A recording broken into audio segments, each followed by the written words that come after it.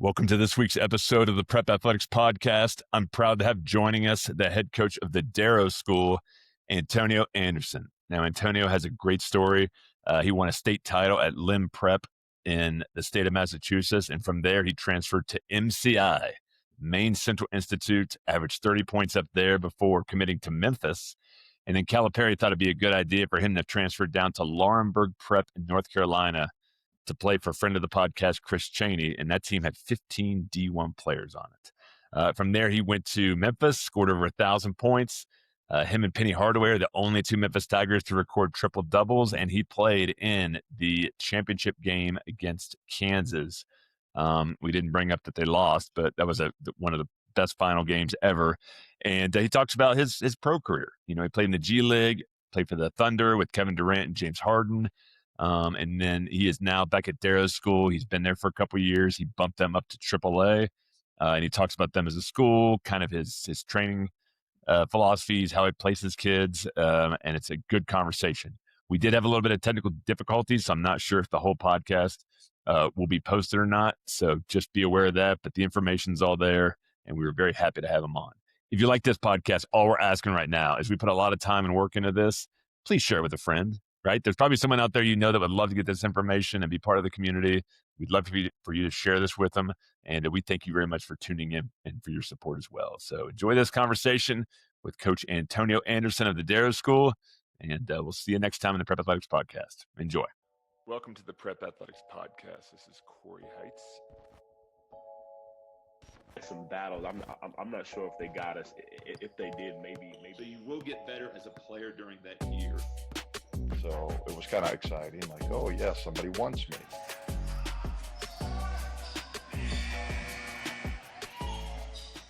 Antonio, welcome to the podcast.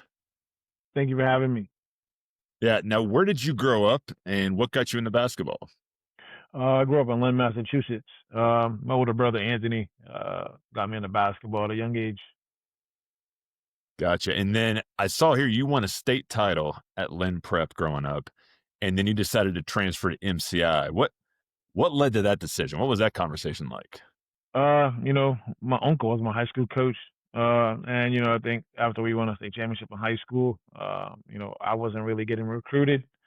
I went to like a vocational high school. So decided to go to MCI and redo my junior year and, kind of worked it in my favor for sure.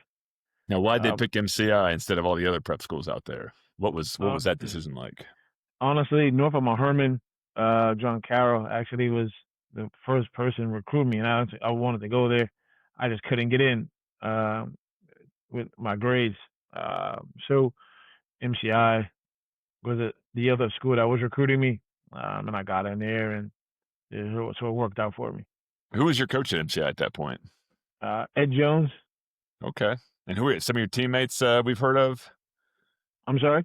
Is there any of your teammates at MCI we've heard of? No. Okay. I wish. Just you that year. Yeah. All right. And then from MCI, you transferred to Laurinburg Prep in North Carolina. What led to that decision? I was going to stay at MCI.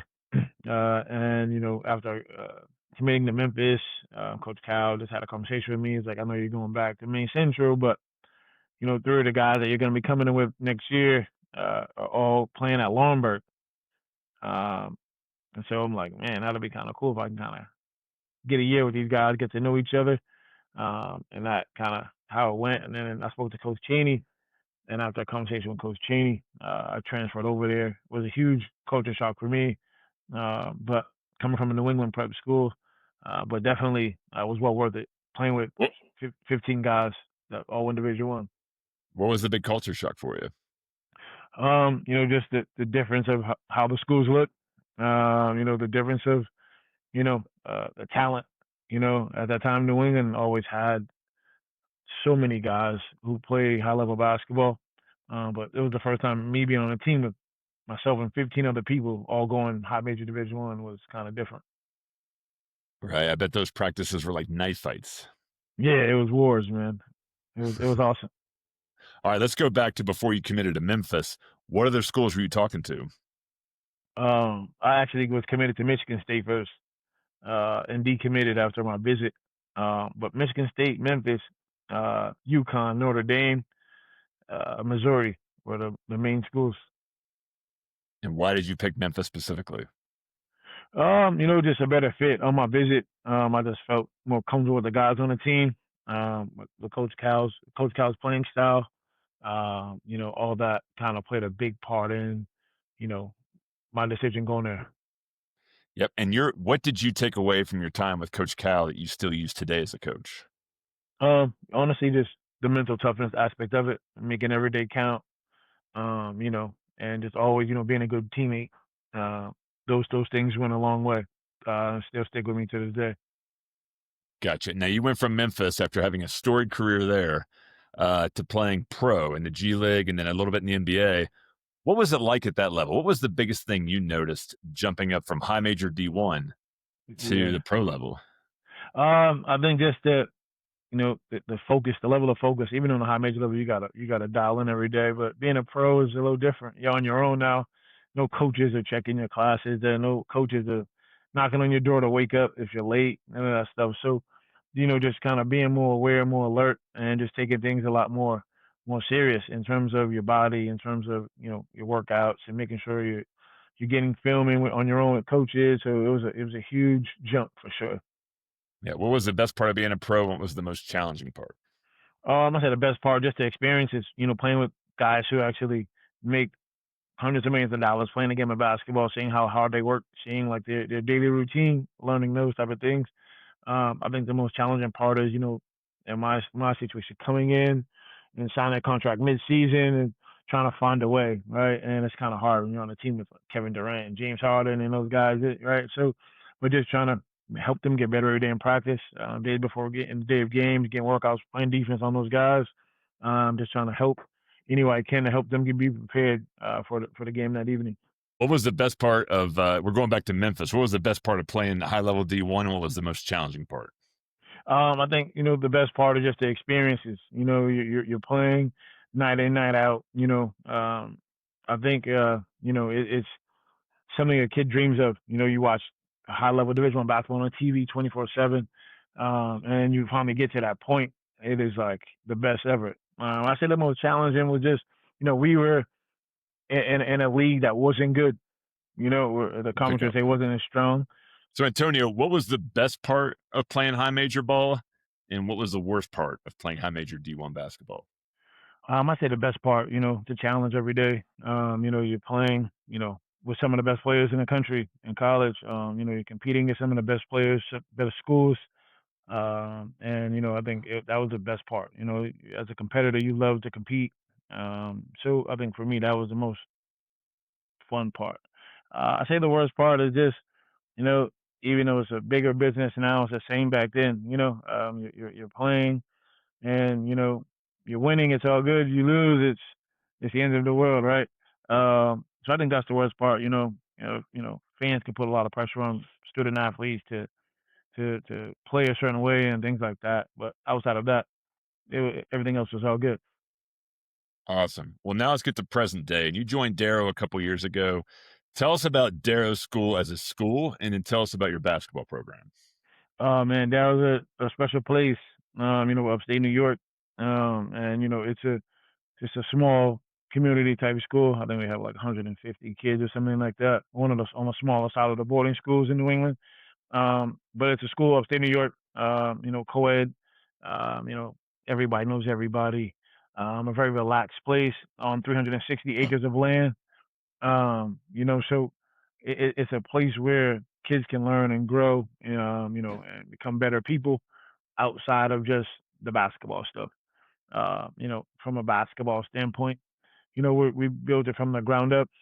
Year one was rocky, right? We 7-20 something. I went into the office and asked my athletic director and head of school to move to AAA. They thought I was out of my mind. Uh, but they said, "This is what you really want to do. That's why we brought you here. We believe in you." And had their utmost support and was able to make that jump, and had a pretty successful season last year, and which is leading us into this upcoming season. Perfect. And a lot of families ask us, Antonio, about what does this prep school do in development? What does that prep school do with development? What do you tell families that ask you about what your development style is at Darrow?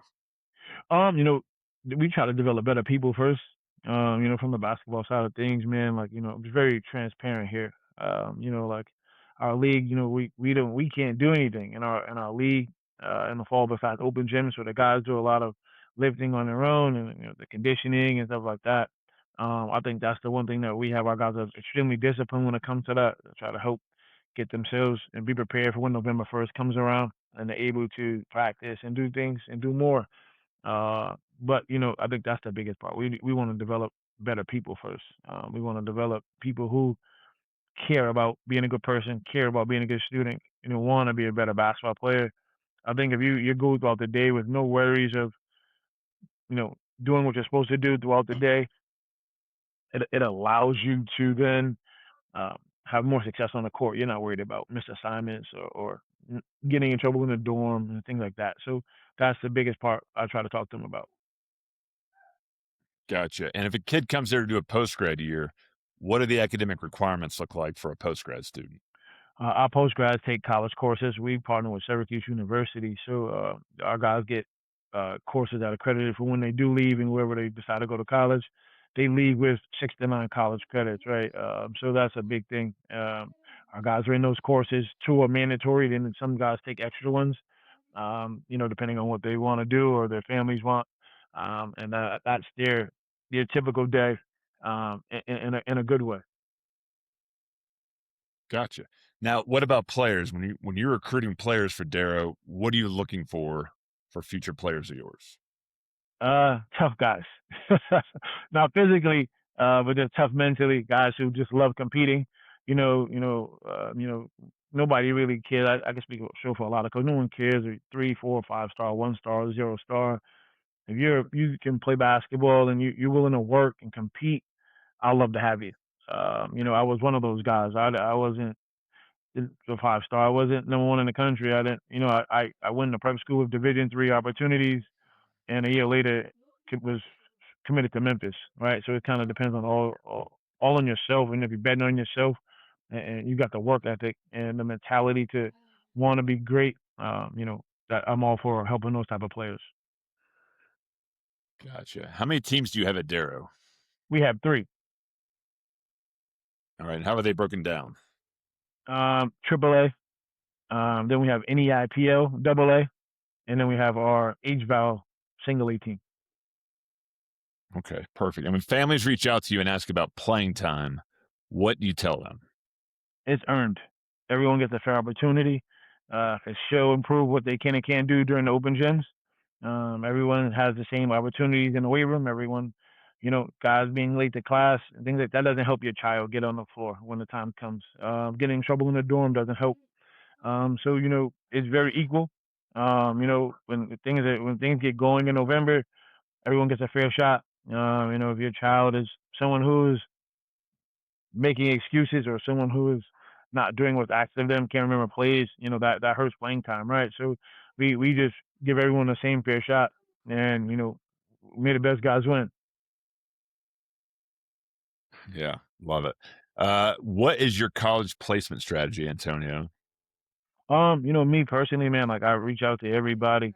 I literally go through Division 1, 2, 3, all over the Northeast, all over the Midwest, everywhere, and just I email every coach. Some respond, some don't. Try to send as much film as I can to guys. Of guys, I send out their schedules, open gym schedules, game schedules. Every time we have games, we send out the link for the live stream links, even though we know a lot of schools are playing. So every opportunity we know that the guys are going to be playing, I send it out to coaches, and one might watch it, some may not, but we're never going to not try to get our guys in front of coaches' eyes at all. By any means, coaches are gonna know we're playing whatever team it is, and that's kind of my approach to it. All right, you talked about talking your head of school about jumping up to the AAA level in NEPSAC. Why did you want to do that, and what makes AAA so special? Um, that's where I play, and I know that's the only division that gets home and home games. We were in AA my first year, and there's 18 teams in AA. you're not required to. Everyone doesn't have to play you, so you got to kind of be friends with coaches in order to get a game, which is kind of difficult sometimes. And so some coaches Yeah. only want to play the schools that maybe aren't as good. So it's easy. It was easier for me to get games that first year. Right, we weren't that talented of a group. So going to AAA, I know you guaranteed 18 games amongst the teams in the league, and I wanted to be able to compete against the St. Thomas Moores, the South Kents, the New Hamptons, and the Newmans, and the Vermonts. I wanted to be able to play those guys twice, and I think that was my reasoning for being one for me wanting to jump to AAA. Gotcha. What do you see the future of prep school basketball being? I hope similar with the college. I think that would be huge. A lot of us in NEPSAC, it's the best league to me in the country. But we'll love to see it adopt like the college lifestyle and to help these kids get ready for college. And in terms of in the fall, we have open gym, but we get 6 hours a week to practice, or things like that, in which Yeah. that will be super beneficial for kids to get used to for when they do get to college, or start October 15th with like some Division threes and Division twos do. I think if we can get to that point, that helps these young men transcend right into the college atmosphere when they arrive the following fall, and not being used to waiting 3 months to be able to practice. Yeah. Yeah. Yeah. I like that. What does it take to be a guard at the D1 level? Toughness, skill, IQ. I think that's the biggest thing, and having and understanding your role and what you're really good at. I think that's the biggest thing I talk to my guys about is like, what are you really good at? What can you excel in? How can you help a team win? What do you bring to that team? And I think if to be at the Division 1 level and be a guard at that level, you have to have all of that. You have to have all the intangibles. You got to be willing to do the little things to be successful, and it got to be about your team and not yourself. And if you're a selfish basketball player, college basketball is going to be extremely tough for you. And I think that unselfishness of a guard has to be there in order to be successful at that level.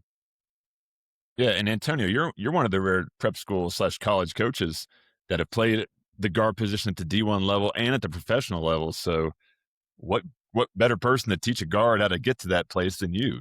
So I think you offer Yeah. a big advantage there.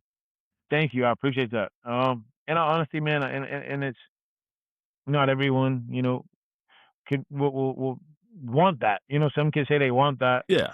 Yeah. and then when you're trying to help them get there, it can be a little tough for them. So, but I definitely would. I give my guys my all. So much advice, and I talk to my guys that come to my office, and we just talking and about what it takes, and they're looking at me like I'm crazy, but I'm like, you really gotta dig deep, and if you really love it, you'll find a way. So. Yeah, absolutely. Now, does Darrow have rolling admissions, or do you guys have an enrollment deadline? Talk to me about that process.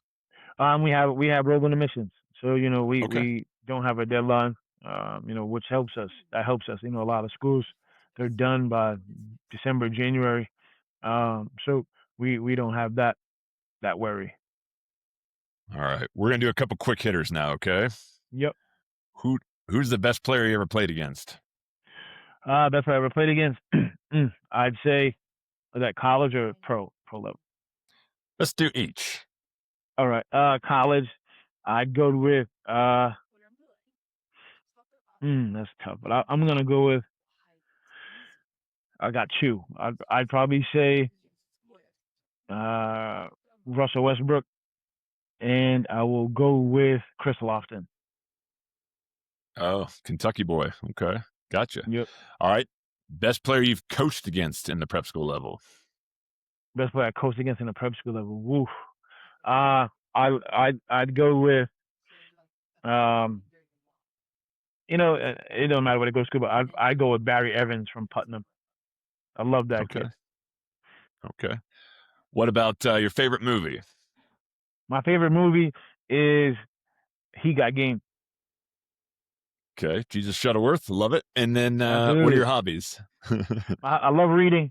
And I'm a film junkie. I love watching basketball, so I watch NBA, college, high school. I love watching it, love analyzing it, and I love reading. Love reading autobiographies. That's my thing. So I love it.